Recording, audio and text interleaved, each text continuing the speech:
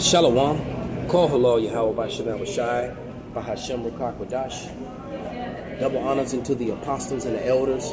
Salutations to all my fellow laborers doing this work in truth and sincerity, risking their lives and their freedom to do so now more so than ever. To the scattered elect that are scattered around the four corners of the earth, that be like unto the speckled bird, the Israelite foreigners. And to the Akwath that are listening and learning, to you, I say Shalom. This is your brother Malcolm from the branch of the Great Millstone here in Chicago, coming at you with another lesson in truth. Not quite sure what I'm going to call this lesson, but I'm just going to say this starting, that you can't judge spiritual matters from with worldly perspectives. It's just not a wise thing to do. All right, you know, it's almost like coming to a gunfight with a knife. It's not a very wise thing to do. This is Proverbs 15 and 32, and it reads, "He that refuseth instruction despiseth his own soul, but he that heareth reproof getteth understanding." And I was thinking about a video that Yawana did. One of the elder brothers here in Chicago a couple days ago. I remember reposting the video. I can't remember the name of it, but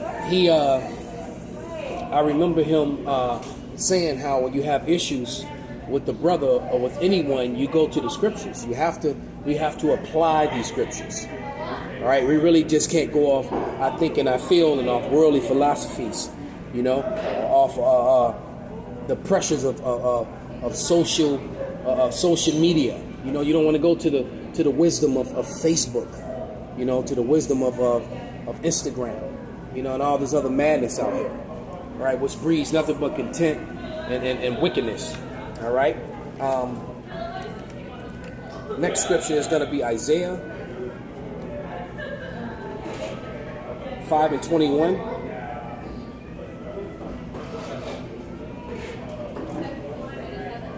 And it reads, "Woe unto them that are wise in their own eyes and are prudent in their own sight." All right. And when you negate, and I speak first and foremost of myself, but when you negate to look at the things that you've done and point out that somebody else has done the same thing. All right, you can't be that way. All right, that's just a wicked thing to do, and a serious imbalance to overlook your crimes, especially if you have committed a sin that is actually worthy of death, that demands a blood sacrifice from the Lord, But then you want to turn around and point fingers at other people. You can't. That's not a wise thing to do. We must humble ourselves and go to the scriptures. All right. This is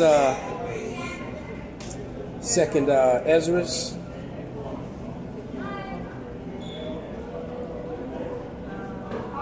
14 and 34, and it reads, "Therefore, if so be that you are willing to subdue your own understanding and reform your hearts, ye shall be kept alive, and after death ye shall obtain mercy." All right. So, in order to be kept alive, you have to subdue your own understanding about, that coming with what you think and feel, especially when it comes to salvation. Okay? The role of a man and the role of a woman are very different in this thing. Very different. And you have a lot of women that believe or think they believe because they still believe or think that they're on the same level as a man. There's a scripture, I can't think of it off the top of my head, but it says that a churlish man is still more righteous than a righteous woman.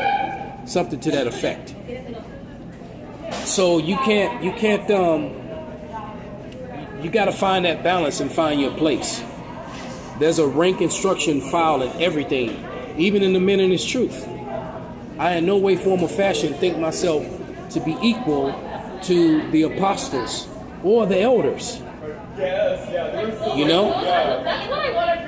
It's something that I don't do, and you can't, you just can't do that. There's order, and that's a problem with Israel, is that Israel just does not want to follow order, man, at all. You know, like the woman that wipeth her mouth. Let me just grab that.